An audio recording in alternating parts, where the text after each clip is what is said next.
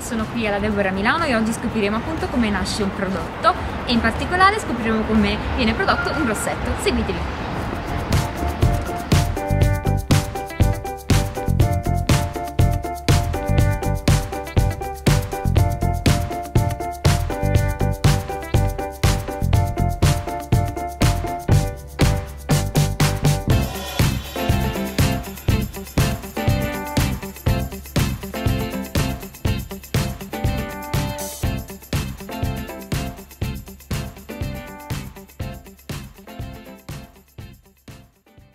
Adesso sono in compagnia di Paola Pagnin. Ciao Paola. Ciao. Lei appunto è la consulente del supporto del marketing.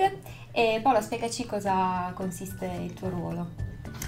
Il mio ruolo in questo ufficio che viene chiamato ufficio stile, come i grandi uffici stile che a livello internazionale che raccolgono tendenze di attitudini, colori, fashion in giro per il mondo, nell'ambito dell'azienda raccoglie informazioni in vista di innovazioni prodotti, in vista delle collezioni, in vista di sicuramente di nuovi lanci.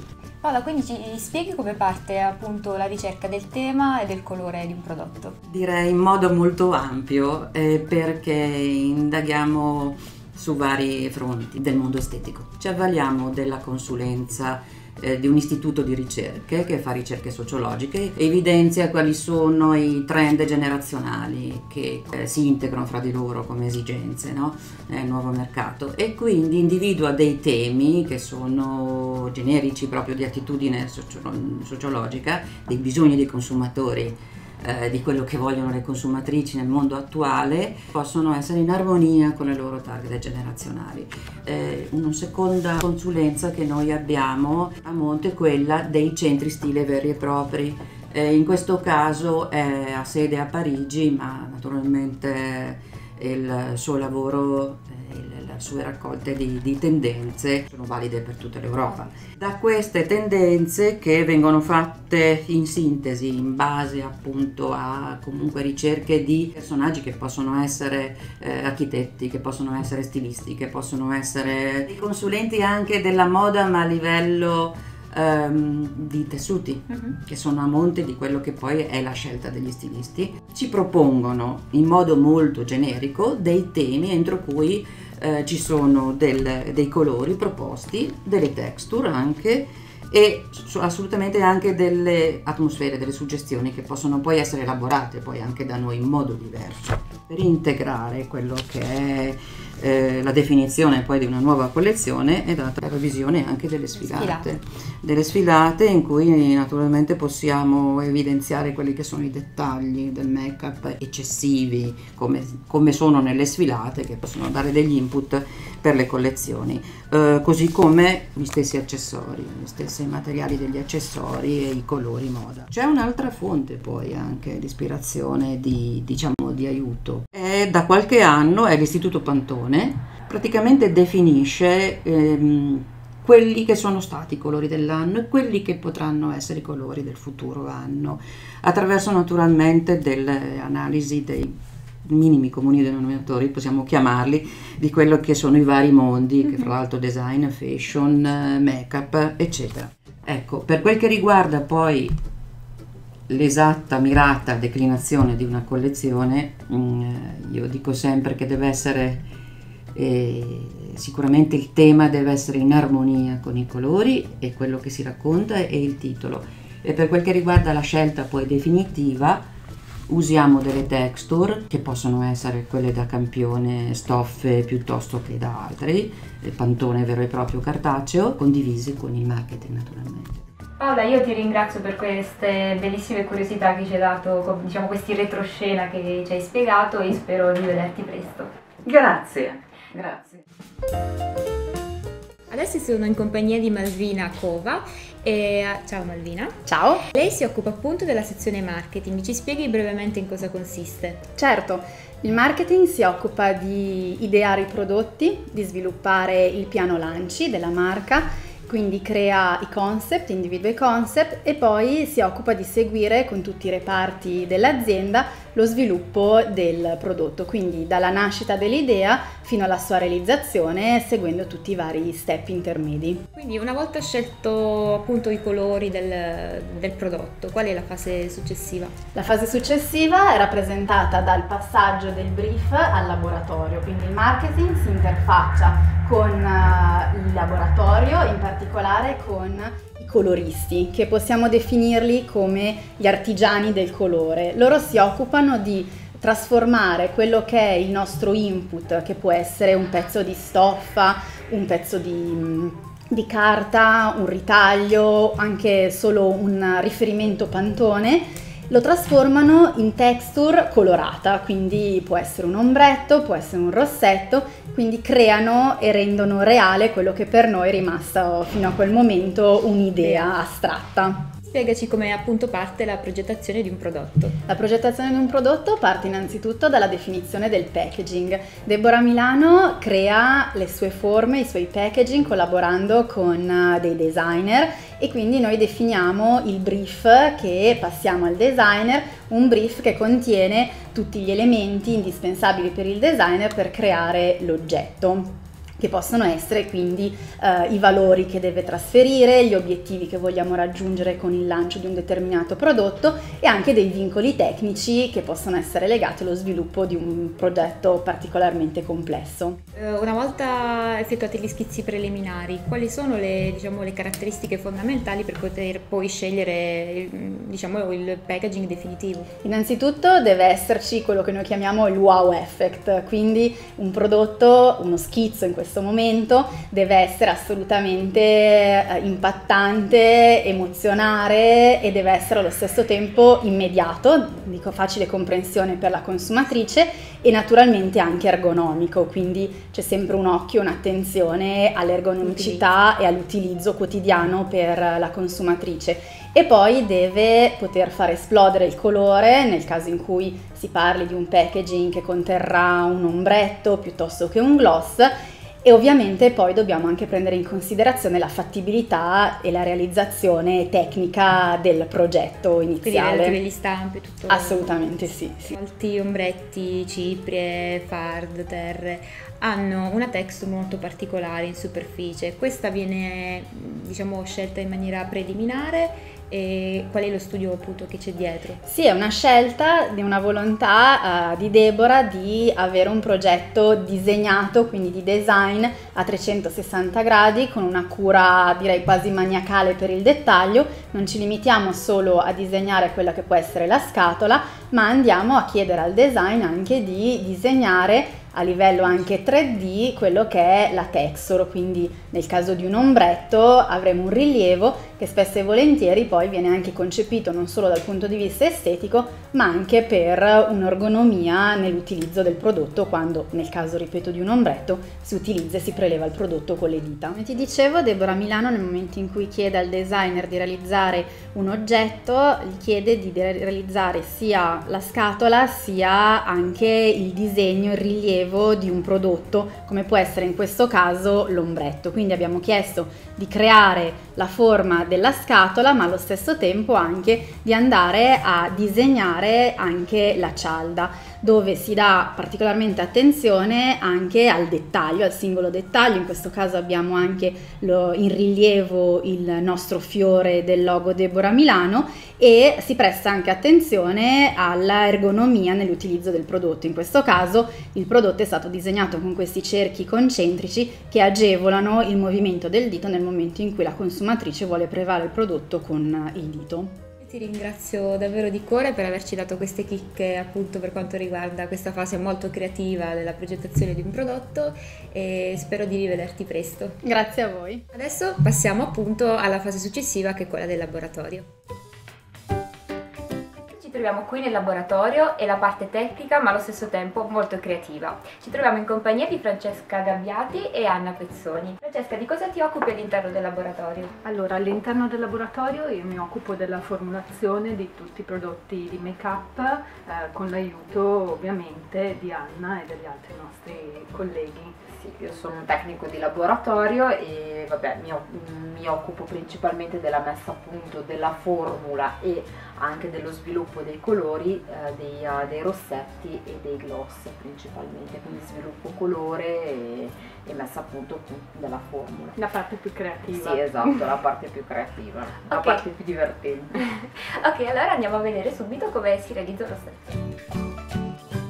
Allora Francesca, spiegaci subito come vengono scelti gli ingredienti appunto di un rossetto. Allora, un rossetto è composto principalmente da delle materie prime solide, delle cere che danno la consistenza al rossetto, allo stick. Possono essere di diverso tipo, delle cere naturali come la candelilla, la carnauba per esempio, oppure delle cere sintetiche. Poi contiene delle materie prime semisolide che sono dei burri, per esempio idratanti ed emollienti, che danno la sofficità allo stick. Ovviamente degli oli che possono essere diversi a seconda del tipo di rossetto che si vuole ottenere.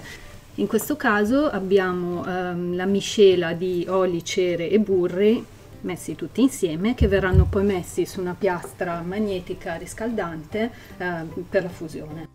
Allora, qui puoi vedere il corpo bianco già pronto e viene poi colato in dei panetti, solidificato e utilizzato dopo per fare ogni rossetto come base non colorata e utilizzarlo poi aggiungendo tutti gli altri ingredienti che mancano alla formulazione.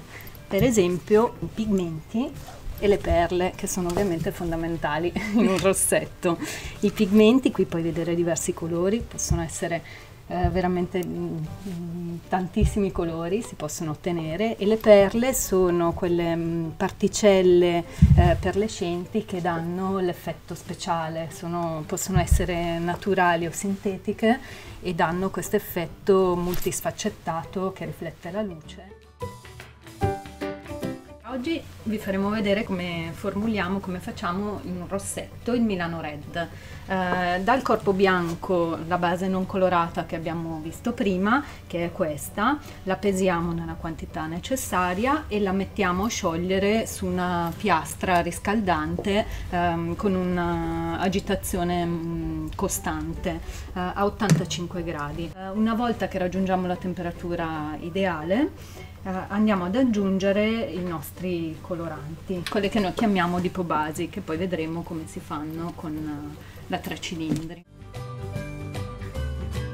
Allora, adesso ti farò vedere questa macchina che si chiama 3 cilindri, che serve per macinare il pigmento e per creare le basi colorate omogenee. Adesso si bagnano i pigmenti con degli oli bagnanti che sono in grado di bagnare il pigmento, di sviluppare il colore completamente e di tenere in sospensione il pigmento. Ci sono 2 rulli che girano molto stretti che sono in grado di macinare il pigmento in modo omogeneo. Anna sta pesando il colorante utilizzando una spatola in modo poi da inserirla direttamente nel becker per non disperdere, non perdere il prodotto, per utilizzare proprio tutto quello che pesa. Ne basta anche molto poco per ottenere un colore intenso. Lei lo usa proprio per mescolare, per non sprecare nulla. Come vedete, pian pianino si colora la base. La base poi deve rimanere in agitazione finché il colore non è disperso in modo omogeneo. L'arancio, perché per ottenere il colore che si vuole, come abbiamo detto prima, possiamo miscelare diversi pigmenti. Allora, adesso Anna va ad inserire la perla che dà l'effetto speciale perlescente al rossetto. In questo caso è una perla riflessata a oro. Inserisce a pioggia in modo che poi si disperda in modo omogeneo. Anche lei va lasciata in agitazione per un po'. Cambia proprio il colore del rossetto. Mentre aspettiamo che il colore si sviluppi, ti mostro alcune perle e glitter dall'effetto speciale.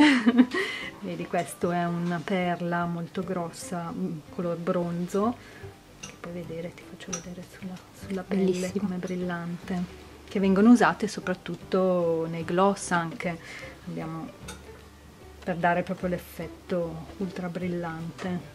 Questo è un argento, questi sono dei glitter riflessati.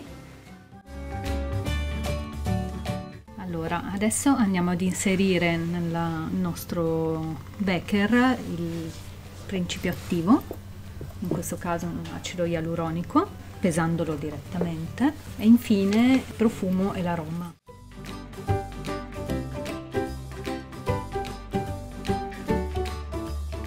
Questo è il profumo, una violetta, che viene pesato con una pipetta perché ne basta veramente poco.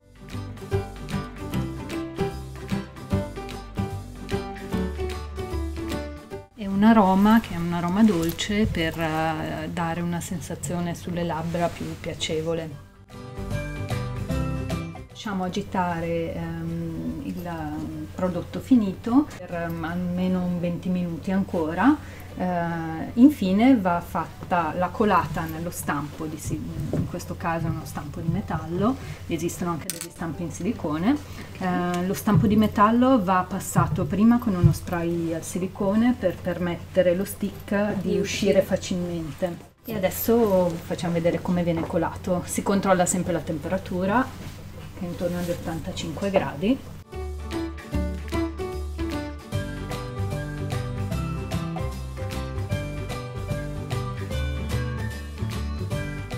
Quanto tempo deve rimanere, diciamo, la formulazione all'interno dello stampo affinché si solidifichi il prodotto? Allora, una volta che è stato colato viene lasciato 5 minuti a temperatura ambiente in modo che cominci a solidificarsi, dopodiché mettiamo lo stampo in freezer per dare uno shock termico, per permettere alle cere di strutturare lo stick, e lo lasciamo in freezer per circa 10 minuti.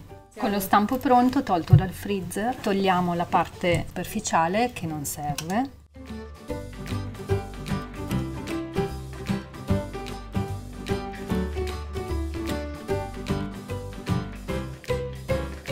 Quindi adesso con questo strumento qui ci aiuteremo nell'estrarre appunto il prodotto stesso. Esatto, lo stick. Togliamo la parte superiore dello stampo in questo modo. E adesso lo stick è pronto per essere sticcato direttamente nel packaging definitivo.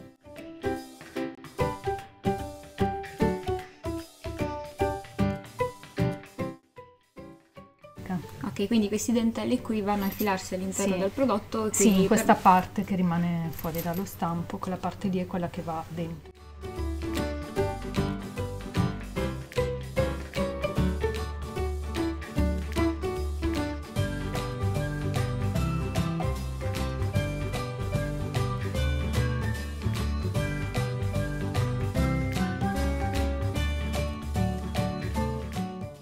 Abbiamo lo stick già pronto, in questo caso adesso non lo vedrete tanto lucido perché è ancora molto freddo, per cui deve diventare lucido nel tempo, è ancora opaco. Quindi quali sono i test che vengono effettuati in modo tale che la formula non si alteri nel tempo? Allora, per capire la stabilità del prodotto nel tempo, facciamo dei test di stabilità accelerata mettendo il prodotto finito a diverse temperature. Utilizziamo il frigorifero per temperature molto basse e una stufa termostatata a 40 gradi per simulare l'invecchiamento del prodotto. Un mese di stufa a 40 gradi corrisponde a circa 5-6 mesi di invecchiamento del prodotto finito. È molto importante anche prodotti contenenti pigmenti colorati, la stabilità alla luce. Sì. Ok, io vi ringrazio davvero di cuore per avermi fatto scoprire questo bellissimo mondo. Vi saluto e passiamo quindi alla fase successiva, che è quella del regolatorio. Adesso sono in compagnia di Elisabetta Scordari. Ciao Elisabetta. Ciao. Elisabetta si occupa di tutto quello che riguarda l'etichetta, il SEO, diciamo tutti questi piccoli accorgimenti che ci devono appunto essere in un prodotto. Elisabetta, vuoi spiegarci un po' di cosa ti occupi? Certo, allora sono la responsabile dell'ufficio regolatorio di Deborah e mi occupo praticamente di tutto quello che riguarda la documentazione del prodotto, quindi test di efficacia, test di sicurezza, il controllo e la verifica delle etichette, il dossier, questi aspetti. Parlaci magari subito dell'etichetta, quali sono le informazioni importanti che ci devono essere all'interno e qual è appunto il modo corretto per leggerla. Ok, allora tra gli strumenti per una scelta consapevole del prodotto cosmetico sicuramente l'etichetta rappresenta un po' lo strumento più immediato, più semplice e più facilmente accessibile. Proprio per questo la legislazione approfondisce questi aspetti richiedendo una serie di informazioni e di dati da inserire appunto in etichetta per permettere al consumatore di avere delle informazioni adeguate per l'utilizzo del prodotto. Ovviamente l'azienda cosmetica, solo dopo aver riportato tutti i dati che sono necessari secondo la normativa, può completare l'etichetta personalizzandola ed inserendo dei claim, dei simboli o delle immagini. Tra le informazioni più interessanti per il consumatore sicuramente la definizione del prodotto, la lista degli ingredienti, eventuali accorgimenti e avvertenze richieste dalla legge e il periodo di durata del prodotto o il famoso e noto PAO. Puoi spiegarci che cos'è proprio il PAO? Sì, allora PAO è un acronimo e sta per Period After Opening ed è uno degli obblighi appunto richiesti nella normativa per i prodotti che hanno una durata superiore ai 30 mesi di vita. E rappresenta appunto il periodo dopo l'apertura per il quale l'azienda garantisce riguardo la conservazione del prodotto e la conservazione e il mantenimento di tutte le caratteristiche chimico-fisiche e di efficacia del prodotto stesso. Sì. Per i prodotti che hanno un'emivita inferiore a questi 30 mesi, la legge richiede di inserire la data di scadenza con la dicitura usare preferibilmente entro. Come possiamo appunto, parlando di scadenza, renderci conto di quando un prodotto appunto è da buttare e quindi è scaduto? Attraverso una semplice analisi sensoriale del prodotto stesso, nel senso banalmente analizzando l'aspetto, il colore e l'odore. Già quando l'odore è leggermente sgradevole o comunque diverso rispetto all'inizio, o quando il colore presenta delle alterazioni o lo stesso packaging presenta delle alterazioni, è possibile capire che il prodotto non è da utilizzare ed è magari da sostituire.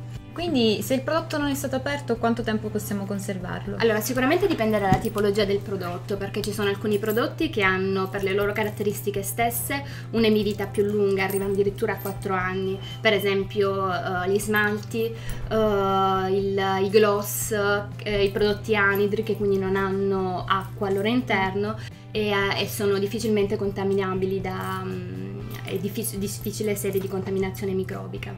Per i prodotti quali per esempio le emulsioni o i mascara, magari prodotti destinati ad un'area più sensibile, certo, l'emivita del prodotto è inferiore e risulta circa di 2 anni e mezzo o 3. Allora, la durata del prodotto appunto incide anche sulla conservazione dello stesso, quindi qual è il modo corretto per poterlo conservare? Ci sono dei piccoli accorgimenti da ricordarsi, insomma. Sicuramente il prodotto cosmetico va conservato in un ambiente asciutto, lontano dalla fonte diretta di luce o di calore. È preferibile ogni volta che si utilizza un prodotto cosmetico lavarsi accuratamente le mani, soprattutto quando si preleva direttamente dal flacone con le dita, sì. E comunque tenere sempre puliti anche gli applicatori o i pennelli, insomma gli strumenti che vengono utilizzati per l'applicazione del prodotto. Allora, una cosa che tengo a sottolineare, un consiglio che tengo a dare, è quello di non diluire mai un prodotto cosmetico, di non unirlo con altri prodotti laddove non è specificatamente consigliato dalla modalità di utilizzo del prodotto stesso. Questo perché il sistema conservante è sempre studiato a una determinata concentrazione, per cui l'efficacia viene a diminuire se il prodotto è diluito con altri.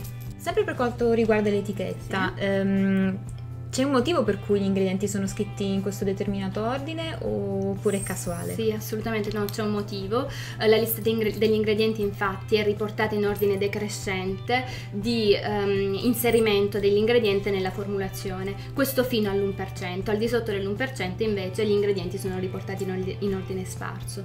Inoltre gli ingredienti vengono riportati con una codifica internazionale, la nomenclatura INCI, che è valida sia in Europa e sia in molti paesi extraeuropei, per esempio il Sudafrica, la Russia, eccetera. E in questo modo si tutela ulteriormente il consumatore, che può capire come è composto il prodotto cosmetico sia che lo compri in Italia sia che lo compri all'estero, insomma, sempre nell'ottica di tutelare, di informare il consumatore in maniera più opportuna, insomma. Prima di essere immessi sul mercato sappiamo che i prodotti appunto devono per legge subire dei test. E sappiamo anche che dall'11 marzo non è più possibile inserire ingredienti che siano testati sugli animali, quindi dopo la produzione di ingredienti dopo questa data non è più possibile appunto testarla sugli animali. Quali sono adesso i metodi che vengono utilizzati per il test dei prodotti? Ok, allora innanzitutto per quanto riguarda l'animal testing esiste un divieto già dal 2004 per l'utilizzo di animali, quindi della sperimentazione animale nel valutare il prodotto cosmetico finito. Ci tengo a sottolineare questa data perché fa capire come l'industria cosmetica è già da anni impegnata nel evitare appunto la sperimentazione animale e cercare dei metodi alternativi ugualmente efficaci per valutare il prodotto o gli ingredienti inseriti nella formulazione. Ovviamente il prodotto deve essere testato ed in genere vengono effettuati insomma dei test molto approfonditi direttamente sull'uomo, che poi è il consumatore finale, insomma il target a cui viene destinato il prodotto stesso. Innanzitutto la legge richiede che per ogni prodotto esista una valutazione di sicurezza, ossia un documento firmato da un tossicologo che tenga in considerazione di tutti gli elementi che compongono il prodotto cosmetico, quindi i rischi derivanti da tutti gli elementi, ingredienti, packaging, metodo di fabbricazione, eccetera. Il tossicologo prende in considerazione queste diverse componenti e valuta eventuali rischi connessi ad essi. Ma al di là diciamo di quello che è il ragionamento, quindi il documento che deve essere presente di legge, a supporto di questo documento e parte integrante della valutazione di sicurezza sono i report dei test che vengono effettuati direttamente sul prodotto finito. Allora, in Debona generalmente per i prodotti di skincare e per il make-up viene effettuato un patch test. Si tratta di un test molto semplice, in genere che coinvolge una ventina di volontari e che richiede l'utilizzo e il supporto di un dermatologo, quindi uno specialista. Il dermatologo valuta il potenziale irritante, quindi l'insorgenza di una manifestazione cutanea, un arrossamento, la presenza di vescicole, dopo l'utilizzo del prodotto a 24 a 48 ore. Con questo test quindi è possibile valutare il potenziale irritante del prodotto stesso. A volte quando si tratta di prodotti che magari sono destinati a una funzione d'uso un po' particolare, soprattutto ad essere applicati in zone più delicate, per esempio nell'area occhio o area perioculare, viene sostituito al patch test un test in uso, ossia un test che simula l'applicazione del prodotto esattamente come verrà fatta dal consumatore. Si richiede quindi sempre un panel di 20 volontari di utilizzare il prodotto come farebbero a casa loro, quindi l'applicazione una volta al giorno o 3 volte al giorno a seconda della tipologia di prodotto, per un periodo consecutivo di un mese. Alla fine di questo periodo il dermatologo valuta eventuali insorgenze di manifestazioni cutanee ed esprime il suo parere riguardo alla sicurezza, diciamo così, del prodotto cosmetico. Sì. Ancora esiste anche un'altra tipologia di prodotto che noi scegliamo di effettuare quando il prodotto è pensato per un target composto da persone con pelli sensibili. In questo caso scegliamo di effettuare il test di ipoallergenicità. Si compone di due parti. Una prima parte detta esposizione preliminare, durante la quale il prodotto viene applicato 3 volte in occlusiva sul dorso del volontario, e un secondo step 10 giorni dopo il primo, il prodotto viene applicato in un'altra zona e si valuta appunto l'eventuale insorgenza di una manifestazione allergica.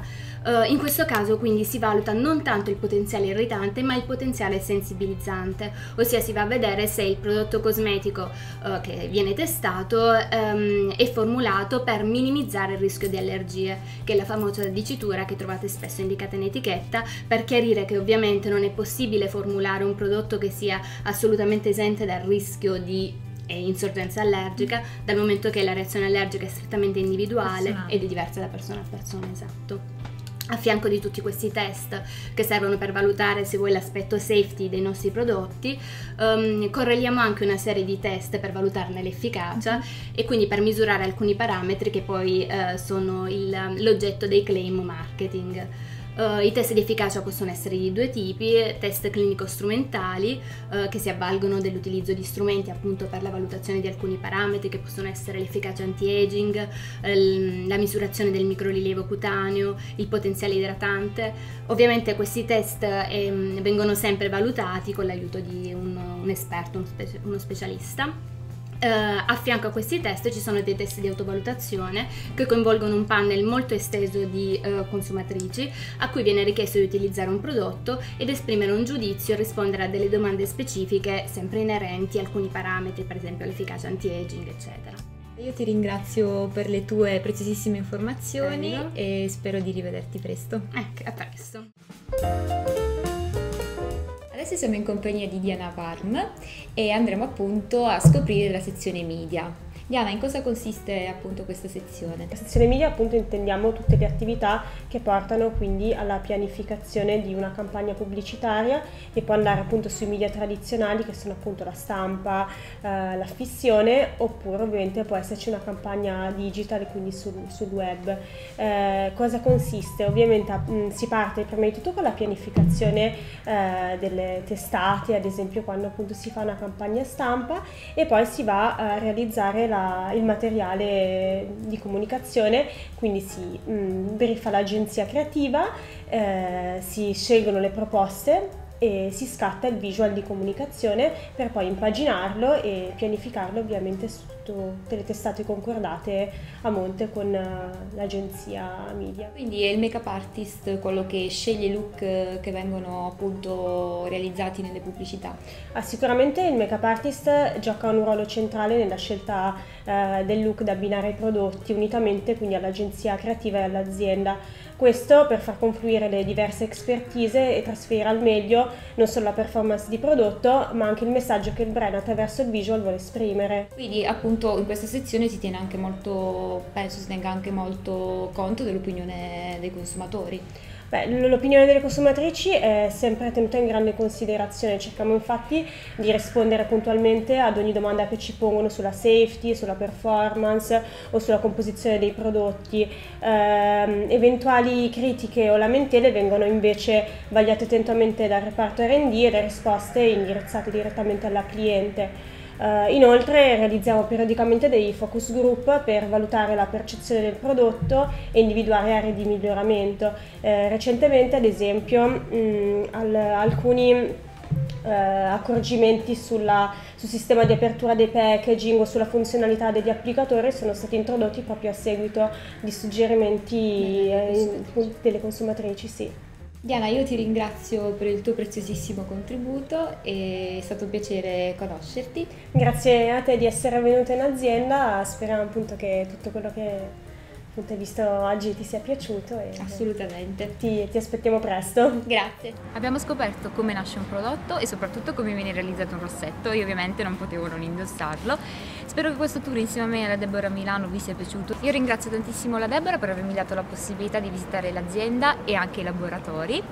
Lasciatemi un commento qui sotto e fatemi sapere qualche vostra curiosità e se il video vi è piaciuto. Io vi mando un grosso bacio e ci vediamo al prossimo video.